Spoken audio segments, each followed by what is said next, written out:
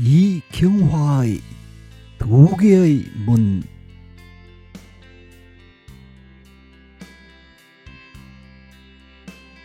아침부터 시작된 장맛비는 오후에 들었으면서부터 빗줄기가 점점 굵어지기 시작했다. 장마가 시작된 지는 한참이나 지났지만 그동안 비다운 비가 내리지 않았다. 그런데 오늘은 비다운 비가 내리고 있다. 아침부터 나는 병실을 지키며 창밖을 주시하며 하염없이 내리는 빗줄기들을 바라보았다.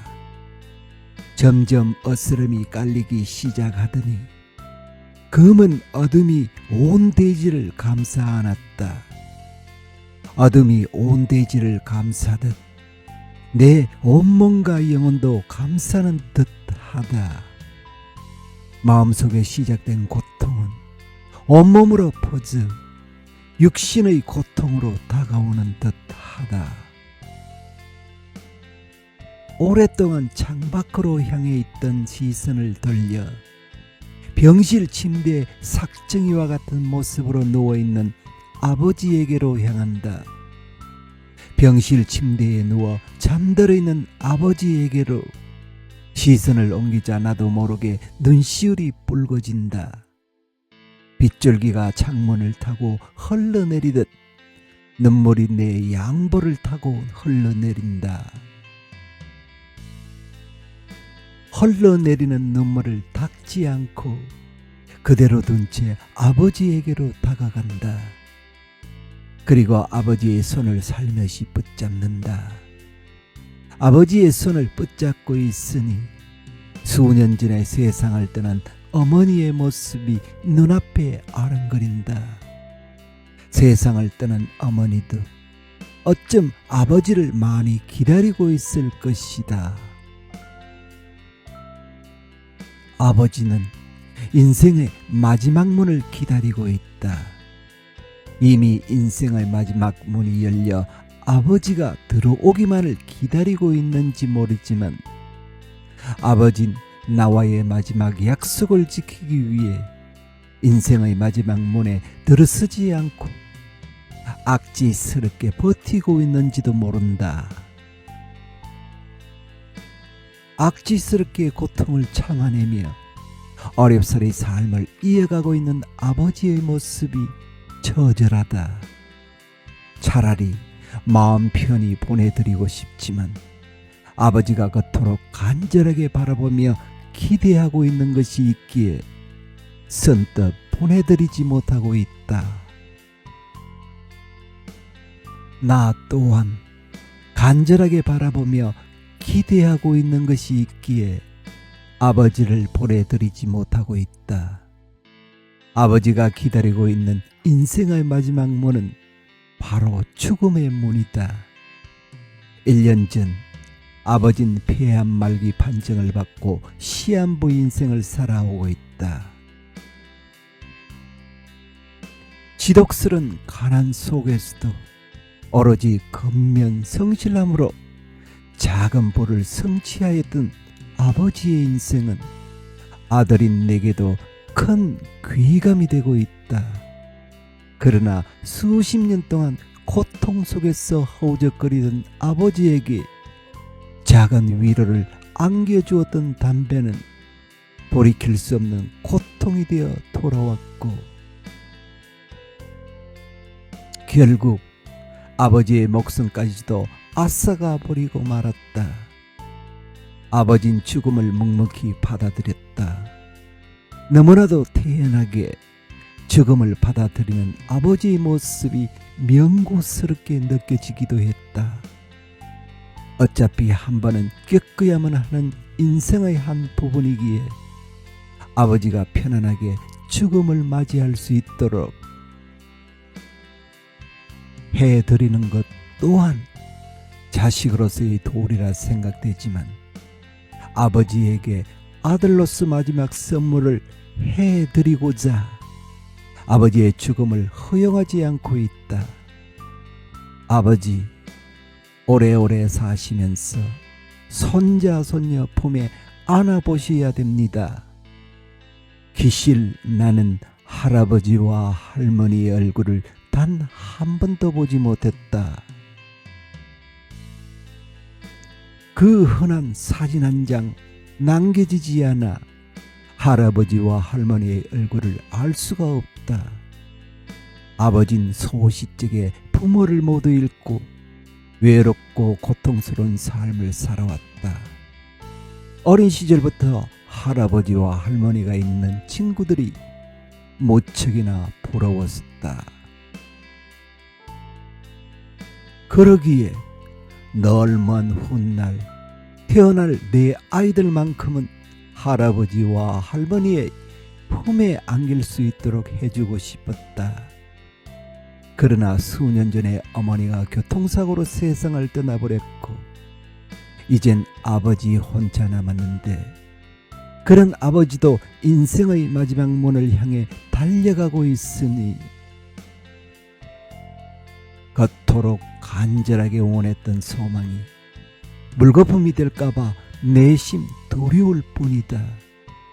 한동안 아버지를 향해 있던 시선을 다시 창밖으로 옮긴다. 여전히 비는 추적추적 내리고 있다.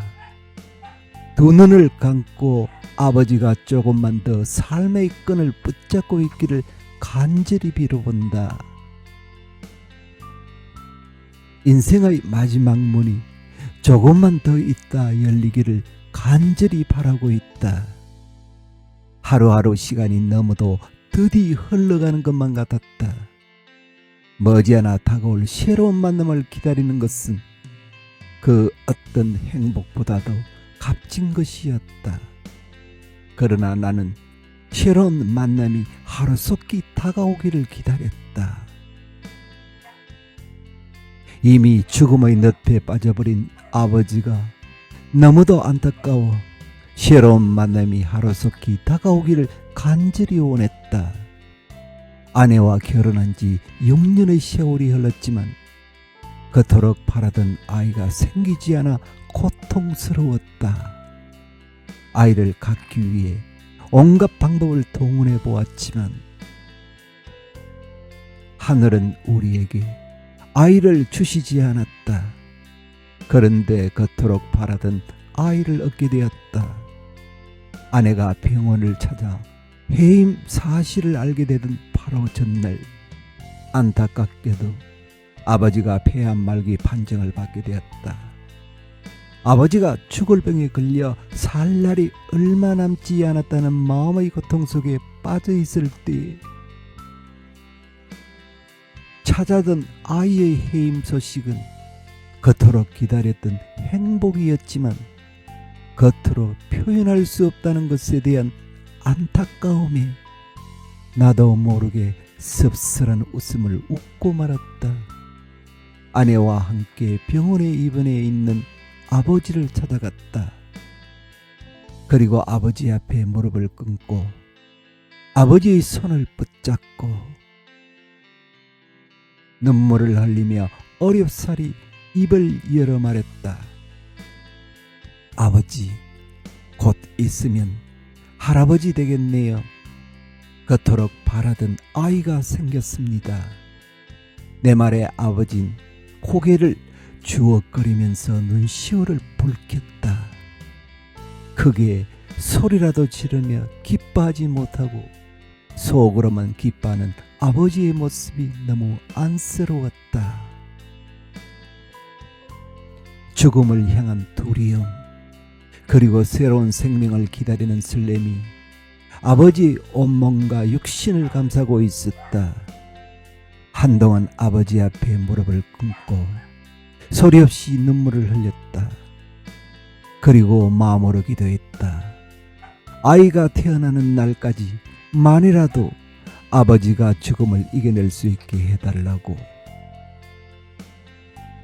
머지않아 태어날 아이를 아버지가 꼭 품에 안아볼 수 있게 해달라고 마음으로 기도하고 기도했다. 남자는 결코 느낄 수 없는 출산의 고통이 아내의 온몸과 온 영혼까지도 뒤흔들기 시작했다. 온몸을 칼로 쓰는 듯한 고통이라고 말하는 아내의 말에 나는 솟아쳤다. 얼마나 견디기 힘든 고통이기에 온몸을 칼로 쓰는 듯한 고통이라고 말한단 말인가. 나는 내 자신이 너무도 부끄러울 따름이었다. 아내를 위해 아무것도 해줄 수 없는 내 자신이 너무도 부끄러웠다. 점점 밤이 깊어지자 아내는 더욱더 극심한 고통을 느끼기 시작했다. 아내에게 찾아든 고통은 쉽사리 물러가지 않았다. 고통은 밤새도록 아내를 괴롭게 했다. 무통 주사를 끊고 새벽 5시부터 힘주기를 시작했다. 자궁이 3cm 이상 열려야만 출산을 시도할 수 있다고 했다. 자궁을 3cm까지 열리게 하는 것은 산모의 몫이라고 했다. 아내는 탈진 상태가 되어 의식을 잃는 모습을 볼 수가 없어 분만실 문을 박차고 밖으로 나왔다. 거친 숨을 몰아쉬고 삶과 죽음의 경계선에서 아이를 품에 안아보고자 기다리고 있는 아버지의 모습이 생각났다. 삶과 죽음의 경계선에서 고통받고 있는 아버지나 새로운 생명을 출산하기 위해 고통받고 있는 아내가 너무 안타까울 뿐이었다. 아버지, 조금만 참으세요. 곧 있으면 아이가 태어납니다. 아가야, 내 할아버지가 늘 무척이나 기다리고 있단다. 조금만 빨리 세상에 태어나렴. 간호사가 아이가 나오려고 하니 빨리 분만실로 들어오라고 했다. 분만실로 들어가 아내의 머리맡에 섰다. 아내의 모습은 너무도 처참했다. 아내의 모습에 나도 모르게 눈물을 흘리고 말았다. 아내는 그토록 기다리고 바라던 아이를 세상에 내놓고자 마지막으로 안간힘을 썼다. 잠시 후 아이의 뒤통수가 아내의 가랑이 사이로 보이는 것이었다. 드디어 만나는구나. 드디어 우리 아가를 만나는구나.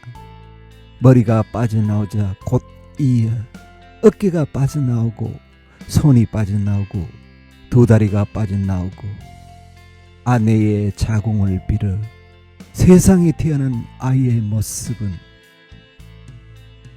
세상 그 어떤 말로도 형용할 수 없는 경이로움이었다.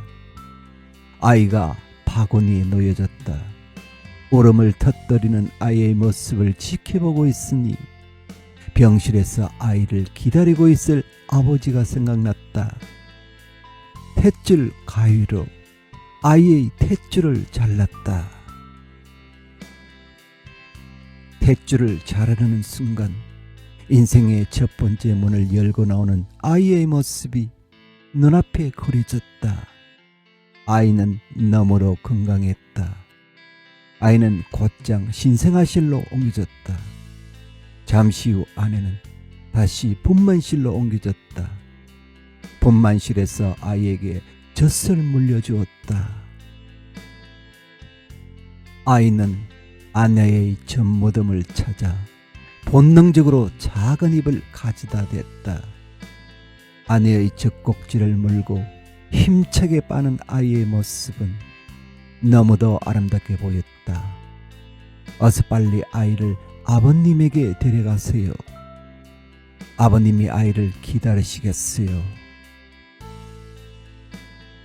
아내의 말에 고개를 끄덕이며 아이를 품에 안고 분만실을 빠져나와 아버지가 있는 병실을 향해 달려갔다. 아버지, 조금만 기다리세요. 아버지, 조금만 기다리세요. 당신의 손자가 지금 갑니다.